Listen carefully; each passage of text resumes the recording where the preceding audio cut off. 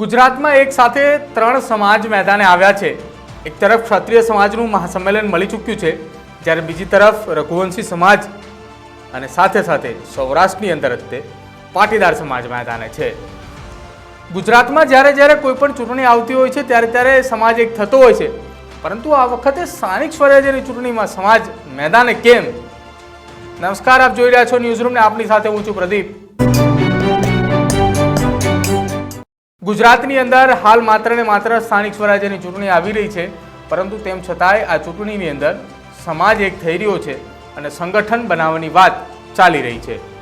એક તરફ ગુજરાતની અંદર દશેરાના બીજા દિવસે એટલે કે 13મી ઓક્ટોબરના દિવસે એક નવા રાજકીય પક્ષનું એલાન થવાનું છે, જ્યારે બીજી તરફ રાજકોટ ખાતે રઘુવંશી સમાજ અને પાટીદાર સમાજ પોતાનું એક સંગઠન જે છે તેની તાકાત બતાવી રહ્યું છે। તાકાત બતાવવાની સાથે જ હવે ગુજરાતની અંદર સ્થાનિક સ્વરાજ્યની ચૂંટણી નવેમ્બર અથવા ડિસેમ્બરમાં આવે તેવી શક્યતાઓ છે, અને શક્યતાઓની વચ્ચે આ એટલા માટે તાકાત બતાવવામાં આવી રહી છે કેમ કે વર્ષ 2015ની અંદર જે પરિણામ મળ્યા એ પરિણામ ફરી એક વખત સ્થાનિક સ્વરાજ્યની ચૂંટણીની અંદર આ તમામ સમાજને જોતા હોય એવું લાગી રહ્યું છે। વર્ષ 2015ની અંદર પાટીદાર અનામત આંદોલન દરમિયાન સ્થાનિક સ્વરાજ્યની ચૂંટણીમાં 2200 કરતાં વધારે ગામની અંદર પાટીદાર સમાજનું વર્ચસ્વ જોવા મળ્યું હતું।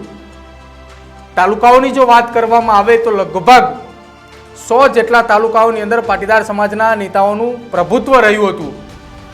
સાથે સાથે ક્ષત્રિય સમાજના નેતાઓનું પણ પ્રભુત્વ એટલું જ જોવા મળ્યું હતું, અને ક્યાંક એ જ પ્રભુત્વને લઈને ફરી એક વખત આ સમાજ એક થયો હોય તેવું લાગી રહ્યું છે। બીજી તરફ ક્ષત્રિય સમાજ એક મંચ ઉપર હતો, તેમને માત્ર એ વાત કહી કે સામાજિક સંગઠન છે, રાજકીય નથી, જ્યારે શંકરસિંહ બાપુ રાજકીય સંગઠનની તૈયારી કરી રહ્યા છે।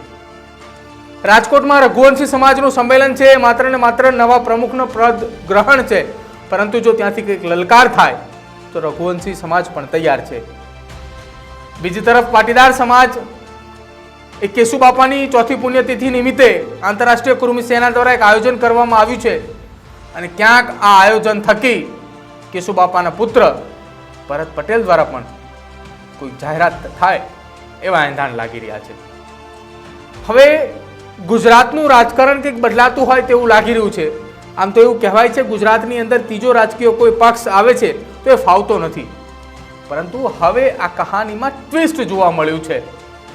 ગુજરાતમાં ત્રીજો રાજકીય પક્ષ તો નથી ફાવ્યો, પણ શું ચોથો ફાવશે ખરા?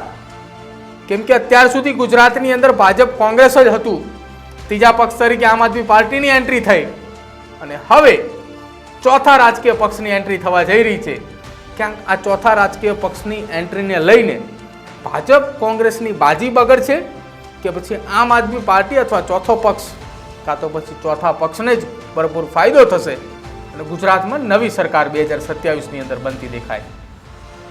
હવે સ્થાનિક સ્વરાજ્યની ચૂંટણીને એટલા માટે પ્રાધાન્ય આપવામાં આવી રહ્યું છે કે વર્ષ 2027ની ચૂંટણી પહેલા સ્થાનિક સ્વરાજ્યની ચૂંટણીની અંદર 81 નગરપાલિકા સાથે સાથે 231 કરતાં વધારે તાલુકાઓ અને ગુજરાતના 16,000 કરતાં વધારે ગામની અંદર જ્યારે ચૂંટણીનું આયોજન થવા જઈ રહ્યું છે, ત્યારે તમામ ગામોમાંથી મોટા ભાગના ગામો જો આ સમાજ થકી કબજે કરવામાં આવે એટલે કે જીત મેળવવામાં આવે તો આગામી સમયની અંદર વિધાનસભાની ચૂંટણી દરમિયાન આ સમાજના ઉમેદવારો જે જગ્યા ઉપર જીત્યા છે એ વિધાનસભા અથવા એ લોકસભાની અંદર સમાજનો ઉમેદવારને પ્રભુત્વ બનાવવા માટે જો મેદાને ઉતારવો હોય તો સરળતાથી એ જીતી શકે એ માટેની તૈયારી છે। એક તરફ ઉત્તર ગુજરાતની અંદર કંઈક અલગ રાજકારણ ચાલી રહ્યું છે, દક્ષિણ ગુજરાતની અંદર કંઈક અલગ ચાલી રહ્યું છે, અને સાથે સાથે સૌરાષ્ટ્ર અને મધ્ય ગુજરાતની અંદર કંઈક અલગ વાતો ચાલી રહી છે। એવું કહેવાય છે કે ગુજરાત એ રાજકારણનું એપી સેન્ટર આખા દેશનું માની શકાય છે। ભારતીય જનતા પાર્ટી અહીંયા કોઈ પણ પ્રકારનું ટ્રાયલ કરે છે, અને એ ટ્રાયલની સામે હવે ગુજરાતની અંદર રાજકારણના અલગ અલગ 4 ઝોન જોવા મળી રહ્યા છે। ઉત્તર ગુજરાતમાં જ્ઞાની ઠાકોર સાથે સાથે ચૌધરી સમાજનું પણ પ્રભુત્વ ઉત્તર ગુજરાતમાં છે। દક્ષિણ ગુજરાતમાં જો વાત કરવામાં આવે તો પાટીદાર સમાજની સાથે સાથે કોળી સમાજનું પણ પ્રભુત્વ છે, જ્યારે દક્ષિણ ગુજરાતની અંદર વાત કરવામાં આવે તો કે ત્યાં આદિવાસી સમાજનું પ્રભુત્વ સૌથી વધારે છે, અને મધ્ય ગુજરાતની અંદર સૌથી વધારે જો પ્રભુત્વ હોય તો એ ભારતીય જનતા પાર્ટી અથવા કોંગ્રેસના સંયુક્ત ઉમેદવારનું કહી શકાય. તો હવે જોવાનું રહેશે કે આગામી સમયમાં સ્થાનિક સ્વરાજ્યની ચૂંટણીની અંદર એક સાથે 3 સમાજના સંગઠનો મેદાને છે. કયો સમાજ પોતાની કેટલી તાકાત બતાવે છે ને આવનારી આ સ્થાનિક સ્વરાજ્યની ચૂંટણીની અંદર પોતાનું કેટલું પ્રભુત્વ એ આપે છે એ જોવાનું રહેશે. આપને શું લાગી રહ્યું છે ગુજરાતની સ્થાનિક સ્વરાજ્યની આ ચૂંટણીને લઈને?